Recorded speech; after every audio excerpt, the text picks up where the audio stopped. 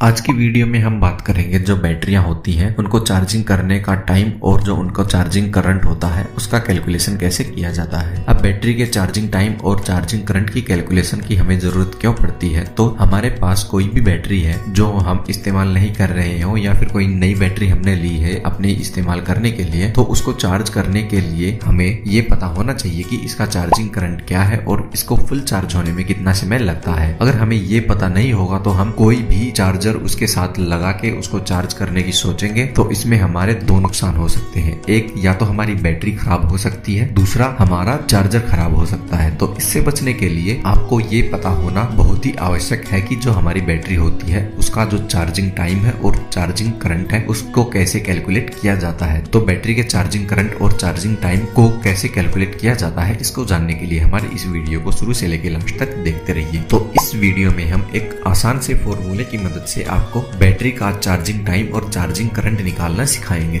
इस वीडियो में हम एक 100 AH की बैटरी का एग्जांपल लेके आपको चार्जिंग टाइम और चार्जिंग करंट के बारे में बताने जा रहे हैं। तो सबसे पहले देख लेते हैं हम बैटरी का जो चार्जिंग टाइम है उसको निकालने का फॉर्मूला क्या है। Charging time of battery is equal battery AH by charging current, यानी कि इसको हम ऐसे लिखेंगे T is equal AH by A। अब यहाँ पे T जो है वो टाइम जो कि हम घंटों में लिखेंगे, AH ये है बैटरी की कैपेसिटी जिसको हम एम्पियर पर हावर में लिखते हैं, और नीचे हो गया A। अब A हो गया हमारा करंट जिसको हम एम्पियर में लिखते हैं। अब हम एग्जांपल सोल्व करके देख लेते हैं कि हमारी जो बैटरी है उसका चार्जिंग करंट और चार्जिंग टाइम क्या होगा। मान लेते हैं हमारे पास एक 100 AH की बैटरी है, तो सबसे पहले हम इसका चार्जिंग करंट देख लेते हैं। तो जैसा कि आप सभी जानते होंगे, अगर नहीं जानते हो तो आज हम आपको बता रहे हैं, जो चार्जिंग करंट है वो जो बैटरी की AH की कैपेसिटी होती है उसका 10% कम से कम होना चाहिए। तो इस हिसाब से अगर हम देखते हैं तो हमारे पास जो बैटरी है वो 100 AH की है, और अगर इसका हम 10% निकालते हैं तो हमारे पास 10 एम्पियर की वैल्यू आ जाती है, यानी कि हमारी इस बैटरी को चार्जिंग करने के लिए 10 एम्पियर के करंट की जरूरत है। लेकिन इसमें भी चार्ज करते समय कुछ न कुछ लॉस जरूर हो जाते हैं, तो हम यहाँ पे 10 की जगह 11 एम्पियर लेके चलते हैं। अगर आपने हमारे चैनल को अभी तक सब्सक्राइब नहीं किया तो आप हमारे चैनल को भी सब्सक्राइब कर सकते हैं। तो ऐसे में हमें पता लग गया है कि जो बैटरी है उसका चार्जिंग करंट कितना होना चाहिए, उसका 10% से थोड़ा ज्यादा ही हमें रख के चलना होता है। तो 11 एम्पियर हमारा चार्जिंग करंट हो गया है। अब देखते हैं हम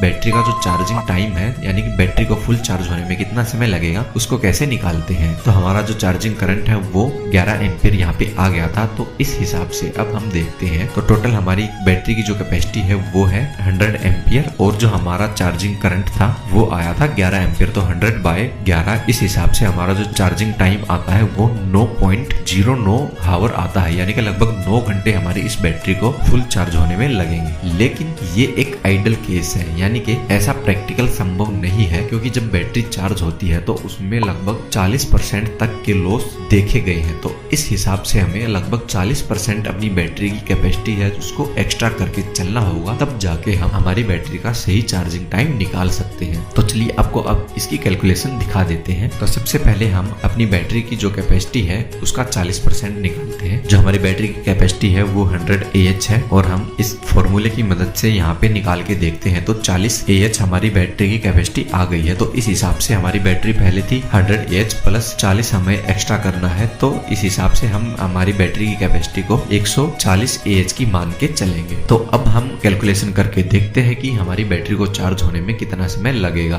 तो AH अब हमारा हो गया है 140, और हमारा चार्जिंग करंट था 11, तो 140 बाय 11, तो इसका 12.72 हावर आ जाता है, यानी कि लगभग 13 घंटे के आसपास, 12.5 से 13 घंटे के आसपास हमारा टाइम जो है वो आ गया। यानी कि हमारी जो बैटरी है उसको अगर हम 11 एम्पियर का करंट देते हैं तो हमारी बैटरी 12.5 से 13 घंटे के बीच में फुल चार्ज हो जाएगी। तो उम्मीद है आपको ये जानकारी पसंद आई।